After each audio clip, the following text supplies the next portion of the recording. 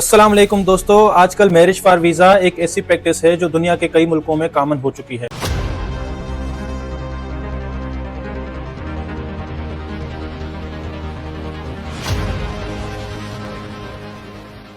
लेकिन लोग इसके लीगल, एथिकल और इमोशनल कॉन्सिक्वेंसेस को नहीं समझते। तो आज हम इस बारे में बात करने वाले हैं कि कैसे लोग एक वीज़ा और नेशनलिटी लेने के चक्कर में किस हद तक जा सकते हैं। तो वीडियो एंड तक लाजमी देखिएगा, ये बहुत इंटरेस्टिंग वीडियो होने वाली है। So let's start the video.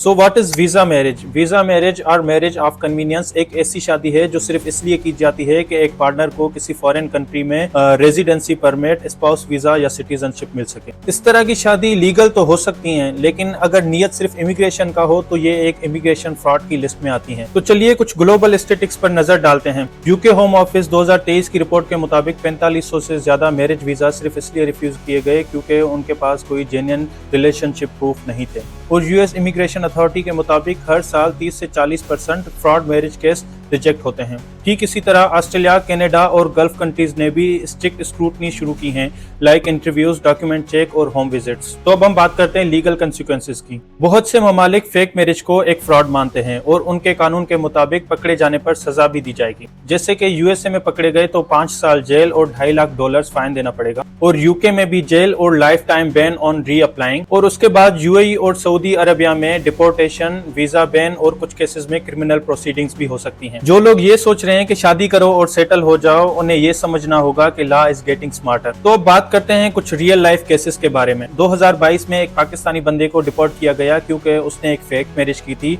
और उसको ब्रिटिश वाइफ ने 8,000 यूरोस पे स्पॉन्सर किया था। दूसरा केस 2021 में सामने आया था जब एक पाकिस्तानी बंदे ने एक कैनेडियन लड़की से शादी की और 3 महीने तक उसकी PR यूज करता रहा। उसके बाद जब उस लड़की ने पुलिस में रिपोर्ट की और इन्वेस्टिगेशन हुई तो पता चला कि भाई साहब ने सिर्फ नेशनलिटी लेने के लिए शादी की थी। देखा जाए तो इन दोनों केसेस में दोनों पार्टीज ने सफर किया, फाइनेंशियल लॉसेस हुए, मेंटल स्ट्रेस और लीगल ट्रबल भी फेस की। तो सवाल ये है कि लोग आखिर ऐसा क्यों करते हैं? आजकल तो सच्चा प्यार भी एग्जिस्ट नहीं करता, फिर लोग कैसे इजिली झांसों में आ जाते हैं? कैसे कोई अमेरिकन, कैनेडियन लड़कियां अपना मुल्क छोड़ के यहाँ पे आ जाती हैं? फॉरेन वालों का तो पता है कि उनको यहाँ की नेशनलिटी से कोई मतलब नहीं, लेकिन हमारे लोगों का मतलब बिल्कुल साफ है कि वो किस लिए फॉरेन नेशनलिटी वालों से शादी करते हैं। और शादी करने का क्या रीजन है, चलिए जानते हैं। पहला ये कि उनको बाहर सेटल होना है।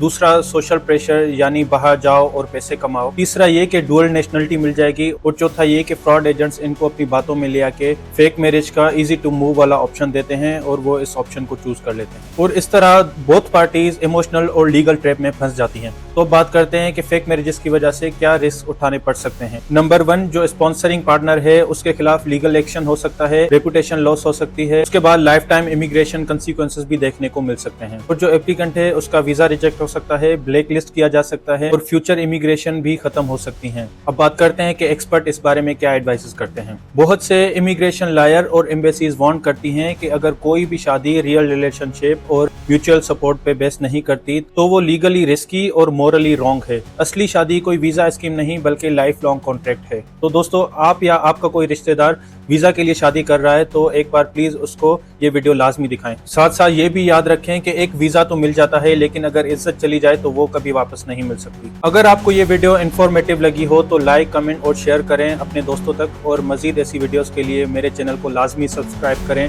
तो मिलते हैं अगली किसी वीडियो में, तब तक अल्लाह हाफिज।